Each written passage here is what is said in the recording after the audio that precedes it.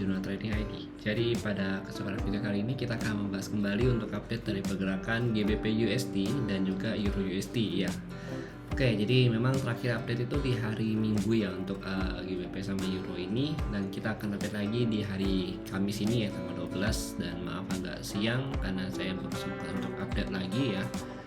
Oke, di sini kita akan lihat dulu untuk GBP sendiri, dia sudah chots ya. Kalau di 4 jam ini ada chotsnya. Jadi kalau saya sebut chots itu karena dia berhasil break dari current height-nya dia ya.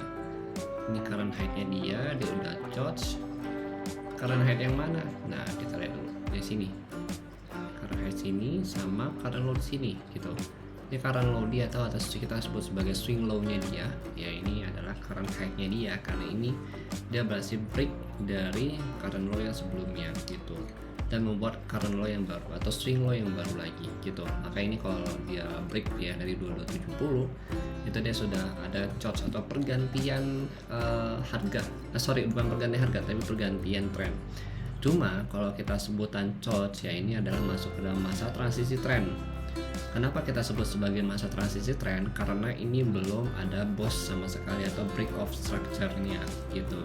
Jadi pada saat dia sedang dalam masa transisi tren seperti ini ya, yang saat ini terjadi, ini bisa aja harga balik lagi dan membentuk dan chotsnya ini ya itu batal sehingga dia membentuk area boss yang baru gitu. Boss yang baru di mana?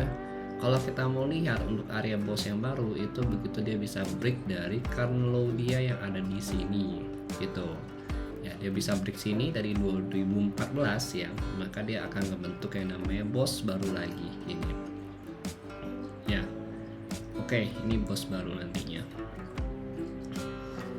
Nah, selama dia belum bisa break dari current low dia, ini masih aman. Jadi area 2014 sampai 2083 ini masih bisa kita manfaatkan untuk jadi area buy kita gitu. Lalu kalau untuk saat ini ya, kita bagusnya gimana? Nah, kalau untuk saat ini saya pribadi sih nggak nge-buy dulu ya. Bahkan saya belum ada trade falas lagi dalam satu minggu dari Senin sampai Kamis ini. Ya, saya banyakkan main di XAU ya. Nih kalau untuk falas sendiri kita akan coba masuk atau coba pantau dulu deh, jangan masuk dulu ya. Kita pantau dulu di level harga area Fibo 50 sama 61.8 yaitu di 2191 sampai 2157 ya. Kita pantau dulu deh di area sini ya untuk falas untuk GBP-nya. Kita pantau dulu di sini ya. Kemudian ini jadi area buy zone pertama. Kalau kita mau jadiin sebagai buy zone bisa ini jadi area buy zone pertama, tapi scalping only ya. Kalau mau amannya kita tetap tunggu di level harga ini 2014 sampai 2083 gitu. Ini mau amannya di sini gitu.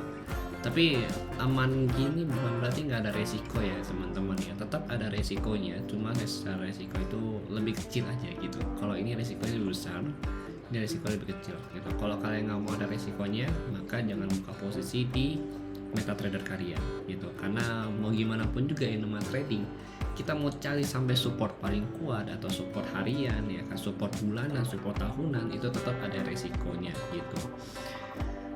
Oke, ya, jadi yang bisa kita lakukan hanyalah meminimalisir resiko ya dengan cara melakukan mapping seperti ini gitu. Nah, kalau untuk area buy ya, ini satu ada dua. Ini bisa jadi selling point, tapi ya much better sih wait and see dulu karena belum ada rejection kalau kita perhatikan di sini ya. Ini belum ada reject sama sekali dan dia masih coba untuk nge-push naik terus untuk si GU-nya ya, masih terus naik. Nah, ini kita minimal tunggu dia break dari level harga 2270 lah gitu. Dia break dari 2270, retest, baru kita ambil sell. Nah, SL di 23 di atas 2350 ini gitu. SL di atas ini aja gitu. Ya memang agak jauh sih kalau kita lihat ya. 63 pip ya. Jadi much better kalau mau ambil, tapi minimal tunggu dia break dulu, break struktur dulu. Ini masih uptrend soalnya gitu. Kalau mau ambil ya paling kita ambil di berapa 2304 ya. Nanti bisa stop lossnya di sini. Jadi kalau 50 pip stop lossnya gitu. Tetap resikonya cukup besar ya, tapi kita meminimalisir ya gitu. Soalnya kalau kita mau ambil sekarang memang bisa gitu, cuma gambling gitu.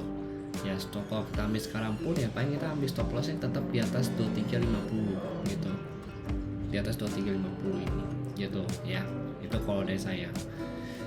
Silahkan kalian tentukan deh itu bagusnya gimana. Tapi kalau saya pribadi saya belum akan trade di GU dulu ya, karena GU ini nanti ada news GU ini ada GBP, GBP ada GDP nya, ada GDP dari GBP ya, pound sterling itu dari 0,5 minus 0,5 ke plus 0,2 gitu. Jadi kalau kita lihat memang bagus untuk GBP gitu. Jadi kepotensi dia untuk lanjut naik itu masih ada gitu. Oke. Naiknya itu nanti paling kalau kita lihat ya mau ambil lagi di 25.15 sampai 25.50 gitu. Ya 25.15 25.50. Atau kita bisa lihat dulu nanti di level harga ini. Ya.